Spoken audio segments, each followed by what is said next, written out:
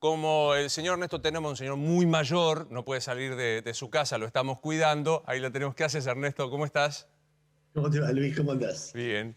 Empecemos por donde quieras, pero déjame tirar así y si no, vamos a donde vos quieras.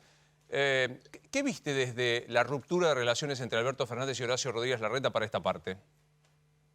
A ver, ahora te digo eso. La verdad que hoy, en este momento, uno como periodista, viste, vos estás preparando seguramente el programa que estás haciendo ahora, el que vas a hacer mañana a la mañana, y yo también, y lo único que está uno con la atención puesta, o la Mm, máxima atención, tiene que ver con algo que va a explicar Máximo Montenegro un ratito, que son las medidas restrictivas respecto de la compra de dólares o el gasto en dólares. Y entonces uno lo que ve, lo primero que ve es un problemón gigantesco que tiene la Argentina, que no se terminó y que se viene acentuando cada vez más mes a mes, porque un gobierno toma estas medidas que son muy cruentas y que son muy traumáticas para la economía de cualquier país, solamente cuando tiene un problema muy, muy serio. Y el problema muy serio se expresa de mil maneras. Uno veía viendo los primeros 5 días de de septiembre, una pérdida de reservas de mm. 600 millones de dólares y una caída de reservas desde el principio de año de 2.300, en un contexto donde la Argentina tiene un superávit comercial que es el más grande desde 2009. O sea, pese a que hay un superávit comercial enorme, no por buenas razones, pero es lo que hay, la gente siguió demandando y demandando esa compra de 200 dólares por mes, que se hizo cada vez más masiva, cada vez más importante y cada vez más peligrosa para las reservas que van quedando. Y como todos los argentinos sabemos, cuando se ponen medidas restrictivas así para impedir la compra de un bien, es porque ese bien es escaso, no queda. Mm, Entonces, o se encarece o se limita, que es lo que acaba de hacer el claro. gobierno de las dos maneras. Lo encareció al ponerlo a 130 y lo limitó al evitar que mucha gente compre si gasta con tarjeta, etcétera, etcétera, etcétera. Y la verdad que la gran pregunta que uno tiene a esta hora es si esa medida es eficiente, porque hoy te ponen el dólar que vos podés comprar, el solidario, como quien dice, a 130, que es donde está el blue, y puede ser eficiente siempre y cuando el blue se queda en 130. Claro. Pero si, como se produjo siempre, mucha gente ve que el dólar es un bien escaso, que prácticamente no quedan, y sale a comprar dólares en el blue a cualquier precio, y bueno, el cepo, la brecha puede volver a ampliarse y podemos volver al mismo problema Claro. del cual se Ahora, intenta tengo salir. una pregunta, Ernesto. Digo, el por qué el bien es escaso y sube, el porqué de la necesidad de este mega, super, ultra cepo, hasta personas de 200 dólares, que en muchos casos era el modo de, con el puré, venderlo al negro, tener 6 o 7 mil pesos. Recién escuchaba, no importa de quién, una conversación fuera de cámara de alguien que decía, yo compraba los 200 dólares y con eso pagaba la cuota del colegio de los chicos que tengo que seguir pagando. Digo, el problema es de que faltan, es la escasez de dólares, comparto. ¿Por qué es? ¿Por un ataque de especulación de la gente o por un modelo que hace que se vayan los dólares, que no vengan las inversiones, que las empresas se fuguen? ¿A qué lo atribuís?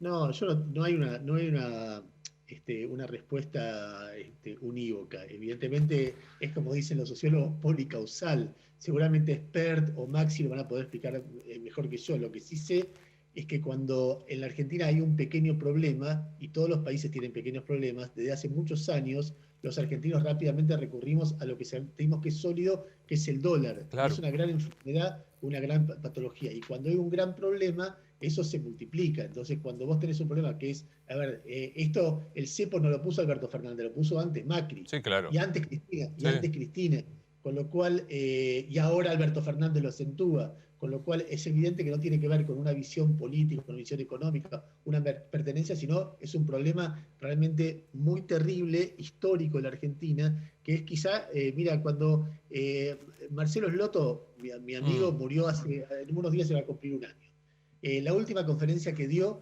fue 3 días antes en Comodoro Rivadavia. Y yo la tengo guardada y él decía, por más vueltas que le he dado, no hay forma de resolver el problema argentino si no conseguimos dólares. Bueno, este año la Argentina consiguió dólares. Lo que pasa es que no consiguió en realidad porque no se consumió nada, bajaron fuertemente las importaciones y se creó una brecha a favor de la Argentina por las malas razones, porque no se produce nada, porque no se importan insumos, porque no se importan productos, etc. Ahora, se consiguió esa diferencia. Lo que pasa es que la turbulencia económica que afecta al país desde hace bastante tiempo y con la pandemia más aún, genera ese reflejo que supera todo, supera incluso Y entonces ahí tenés un problema que es económico, psicológico, político y que va a ser de muy difícil resolución. Vos sabés que Sí. había en el gobierno, seguramente Maxi está más al tanto que yo, pero un debate muy fuerte sobre cómo proceder. Si se procedía de manera restrictiva, es decir, si se limitaba la compra de dólares o se devaluaba de hecho la compra del dólar solidario, o si se buscaba una manera de bajar la brecha apelando a otros mecanismos, por ejemplo... ¿Qué es esto? Ya que lo invocaste, le pregunto a Maxi. Ayer vos decías cuáles eran las opciones que tenía. Y una era esta, tratar de equiparar el dólar solidario con el dólar blue. A ver, nosotros habíamos contado que así no se podía seguir. Es decir, que si vos seguías con una pérdida de reserva del Banco Central y terminabas sin reserva, terminabas en una devaluación desordenada e incluso en algo peor, que es que no había dólares para pagar importaciones y eso podía hacer que no hubiera referencia de precios e impulsar una inflación, es decir, una caída de la demanda de pesos enorme y una inflación que se tradujera en algo más que una inflación. Es decir, en un proceso inflacionario mucho más alto del que tuvimos en los últimos tiempos. Vos tenías que hacer algo, porque en esa dinámica no podías seguir. Ahora, ¿podías hacer algo por las buenas o por las malas? Lo que se hizo fue algo por las malas, es decir, se fue por la restricción en el mercado cambiario, con estos instrumentos que si querés ahora vamos a explicar. Pero pues si tiene que dormir temprano, claramente se tomó una medida que es transitoria, que te frena la sangría, pero que conlleva muchos riesgos, y no es la salida claramente virtuosa que esperaba Guzmán. Guzmán esperaba, después del canje de deuda, una salida por las buenas, achicar la brecha cambiaria. Que naturalmente se achicara. Ahora, es muy difícil una salida por las buenas si vos no presentás un plan económico. Si vos no decís cómo en esta economía vas a achicar el déficit fiscal, la emisión monetaria, la montaña de pesos que está dando vuelta y al mismo tiempo cómo vas a generar más dólares y no vas a vivir solo con los poquitos dólares que le quedan a la Reserva del Banco Central. Esto me parece central. No sé si coincides, Ernesto, que yo no sé nada desde aprender, de escucharlo a Maxi. Decir, bueno, no hay más remedio, hay que tomar una medida urgente, hay un torniquete porque hay una sangría imparable. Ahora, tenés que ofrecer algo más que la medida dura, porque si no, generas más desconfianza y más incertidumbre. Sí, es muy probable que sea así, demora el problema, gana con suerte un poco de tiempo, pero el problema está ahí y está de manera lacerante. Te digo dos cosas que me parecen importantes. Hubo una persona por fuera del gobierno que anunció esta medida, que fue el titular del Banco Macro, Jorge Brito. Jorge Brito, creo que antes de ayer, creo que en El Cronista, dijo hay que eliminar, impedir que se sigan comprando los $200, con lo cual hay que seguir de cerca la relación entre el titular del Banco Macro, uno de los bancos más importantes del país, y la titularidad del Banco Central, donde la relación ahí es muy cercana. Y lo segundo, ya volviendo Ernesto, déjame aclarar algo respecto a ese punto, porque si no van a hacer cargo a algunos banqueros de las medidas que está tomando el gobierno. Lo van a hacer igual. No, pero hay una discusión muy fuerte, entre sectores del poder económico, el Banco Central y el ministro de Economía, que no piensan lo mismo de cómo se resolvía esta cuestión. Claramente lo que planteó Brito es lo mismo que plantearon en la Unión Industrial Argentina y en otras cámaras empresarias, que había que proteger la reserva porque lo peor que te podía pasar es que te quedes sin reserva en el Banco Central, que no puedas vender dólares ni siquiera para los que tienen que importar, que se pierda la referencia de precio en la Argentina y se termine una hiperinflación. Esa era la preocupación de un sector del poder económico que le planteó ya hace varias semanas al presidente Alberto Fernández. De hecho, el presidente ya tenía hace rato esta idea de los $200. Lo que pasa es que al presidente le gusta, ¿cómo se dice? Procrastinar. Procrastinar. Bueno, exactamente. Es decir, está con temas que se le acercan, se les dice, mira, acá hay una urgencia, esto hay que resolverlo cuanto antes, y el presidente dice, déjame que lo vea, y mientras tanto en un reportaje radial deja deslizar la idea de que no se podía seguir con los $200. Claro. Eso le costó al Banco Central en el último mes unos 1.500 millones de dólares. Ahora, más allá de esa preocupación de un sector del establishment económico que incluía a algunos banqueros y sobre todo a los industriales, había otras opciones. El Banco Central fue con la línea que tiene un sector del gobierno, donde también están, además de Pelle, Matías Culfas y Cecilia Todesca, que fueron por la idea más restrictiva. Claro. Frenar la pérdida de reservas con este impuesto y con lo que te voy a explicar Pero ahora. digo, una cosa, de paso Ernesto es psicólogo, digo, una cosa puede ser o que se lo vea como una procrastinación, que es postergar la toma de una decisión que tiene que puede hacerte bien. Otra cosa, un mal diagnóstico y estar en las obsesiones que yo mencionaba. Digo, que ahí me gustaría hablar un poco de política con vos, Ernesto, que es el tema de un Alberto Fernández que, a mi modo de ver, se endureció, se engrietó, se plantó frente a la capital federal, persiste con la reforma judicial, mientras pasa esto que menciona Maxi, ¿no? Mira, Luis, la vez pasada que hablábamos yo te decía que para mí había dos problemas centrales en la Argentina, centrales inmediatos, ¿no? Uno era el sanitario y otro era el económico. Y que eran de tal magnitud que me parecía que todo lo demás estaba como en sepia, me quedaba atrás. Sí. Me acuerdo que un poco discutimos sobre eso. Y la verdad que una de las cosas que me impresiona en los últimos tiempos es que esto que vos marcás como algo repetitivo del presidente de la Nación no tiene nada que ver con esto que decimos. Es decir, cuando el presidente habla de la reforma judicial, no tiene nada que ver, o lanza la reforma judicial, no tiene nada que ver ni con el tema sanitario ni con el tema económico. Cuando se refiere a la capital y rompe con Rodríguez Larreta, no tiene nada que ver ni con el tema sanitario ni con el tema económico. Y entonces uno ve una agenda que se va imponiendo, creo que desde junio, julio para acá, pero sobre todo el mes de agosto y septiembre, donde la expresión que vos hiciste es muy, muy oportuna, despandemización del discurso oficial y también de gran parte del discurso opositor. Sin duda. Uno de repente ve una sociedad angustiada, empobrecida, haciendo un esfuerzo muy estresante y muy exigente, y así como al comienzo de la pandemia uno veía una clase política que de repente, por lo menos en mi opinión, sorprendentemente estaba a la altura de las circunstancias y sin deponer sus diferencias lograba negociar y tramitarlas en una mesa de negociación y procesarlas y finalmente plantarse juntos, que había momentos que decían, esto nos parece la Argentina por la manera en que enfrentaban un desafío tan grande. Hoy en día todo se terminó, hoy en día todo eso se hizo trizas. Sí, señor. Entonces uno puede agarrar y decir, bueno, ¿y de quién es la culpa? ¿Es de Patricia Bullrich, de Mauricio Macri, de Cristina Kirchner, de Alberto Fernández, de toda una dinámica que se arma entre ellos y que termina todo mal? Bueno, no lo sé, de cualquier manera hay que decirlo. Tomame en un punto y seguido acá, tomame que quien marca el tono de la agenda es quien gobierna.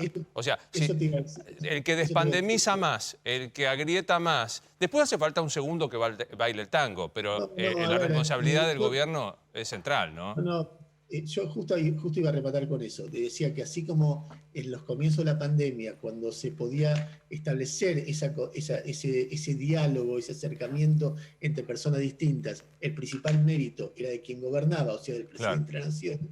Así, de la misma manera que eso fracase, y quizá la principal responsabilidad o la principal falla también hay que atribuírsela porque es el mismo criterio al presidente de la Nación. Lo que pasa es que también en esa dinámica, si hay personas muy importantes que convocan a marchas donde la gente se puede contagiar, etcétera, etcétera, etcétera, uno no puede dejar de ver que es una dinámica donde los sectores ultras se realimentan los unos a los otros y les encanta a Patricia Bullrich escuchar las cosas que dice Alberto Fernández o Cristina, y a ellos la carta de Macri, donde parece que la Argentina está dividida entre el bien y el mal, el bien es él y el mal son todos los que lo critican. Entonces hay una dinámica ahí, que así como en una dinámica sana al principio de la pandemia, hoy todo eso se terminó y volvemos a tener la clase política de siempre y una sociedad, me parece o por lo menos a mí me parece que cualquiera que mira con sentido común los debates sobre reforma judicial, los debates sobre fondos de la capital, las chicanas permanentes, las reflexiones sobre la nada misma en medio de este drama y la forma que se empequeñece en el peor momento los mensajes sobre la pandemia. El último mensaje del presidente de la Nación, el de hace 3 semanas, fue de 5 minutos grabado y colgado en las redes, cuando antes, en los mejores momentos, duraba 1 hora y media y era muy interesante y muy importante escucharlo. Pues es que coincido, y es más, si pudiera editar esto como si fuera una gráfica para buscar el título de tu nota, no me lo voy a acordar de memoria, pero digo, me parece que hay 2 cosas centrales que vos decís. El 18 de marzo yo sentí, y también tengo la tranquilidad de haberlo dicho, que la dirigencia y el oficialismo se había puesto adelante de los hechos. Viste que generalmente en la Argentina los dirigentes vienen como atrás de los hechos. El 18 de marzo me parece que Alberto Fernández se puso delante de los hechos, condujo, generó reacciones de aplauso de muchos sectores, y hoy me parece que está bien por detrás, y hay algo que vos dijiste, debates de la nada misma o debates que no tienen que ver con la urgencia de la situación, ¿no? Me parece que lamentablemente volvimos a lo de siempre.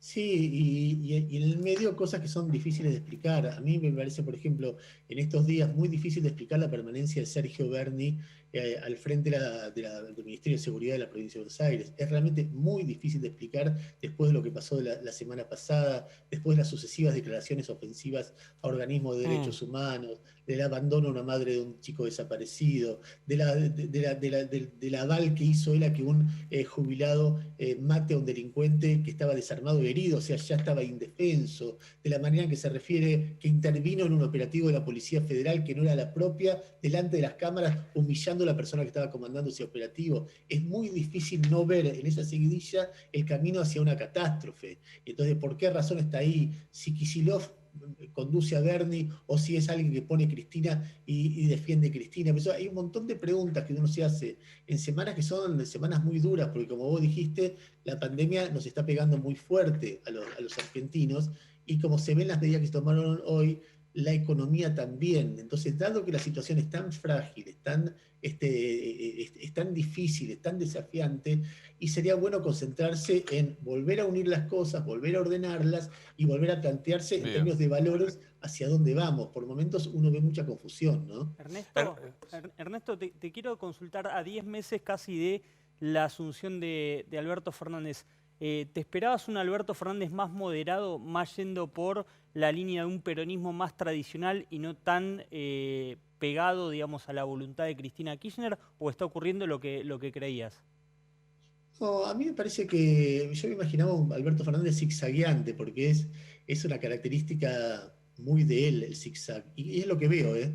Es lo que veo. No veo una situación como lo que era Cristina cuando gobernaba en términos de relación con el Poder Judicial o con la prensa. Veo indicadores que van hacia esa dirección, pero no ese tipo de virulencia. Y por momentos veo gestos acuerdistas. Este es el momento, el peor momento en ese sentido, porque es el momento que yo lo veo más rupturista al presidente. Ahora, y hubo un momento que me sorprendió, el Alberto Fernández de marzo, abril, me sorprendió, me pareció que tenía una dimensión mucho mayor de la que yo esperaba, y después, bueno, tiene la dimensión actual. Va y viene. A mí me cuesta mucho, primero, en estos 10 meses 10 meses ya son de gobierno, que lo parió, pero decía, en estos 10 meses de gobierno, ser taxativo, porque es un gobierno que no empezó. En algún lugar todos tenemos que entender que la herencia recibida fue durísima, esto es así, cuando uno piensa en todas las empresas que se van, seguramente sin las dificultades del 2018-2019 tendrían más resto, y sin la pandemia también. Y después está lo que el gobierno hace o no hace para mantenerlas, pero hay una situación de base que es terrible, y toda la parte sanitaria, a ver, están todos los gobiernos del mundo temblando. Entonces hay un punto en el cual uno es crítico, pero también tiene que entender que hay que estar ahí, y creo que ni Mandrake decir una cosa. Ni hablar. No, por eso sobre ese particular yo lo que trataba es contar la situación. Digo, no quiero agregar un solo adjetivo. La próxima esperemos que sea que te puedas venir acá, porque sé que mañana te levantás hiper temprano para hacer la radio, así que ahí te vamos a escuchar un rato. Agradecerte mucho. Yo quiero saber una cosa, yo soy mucho más viejo que vos. Sí, mucho. Porque sé que soy más viejo. Muchísimo. Yo soy modelo 64. Un año. Bueno. Parezco mucho más. ¿Querés que te diga? Pregúntame un año cuánto dura el 2020 si no sos mucho más viejo. No, te lo digo con la mayor de los afectos. Te mando un abrazo enorme, Ernesto. Chao, Luis. Hasta luego. Enseguidita.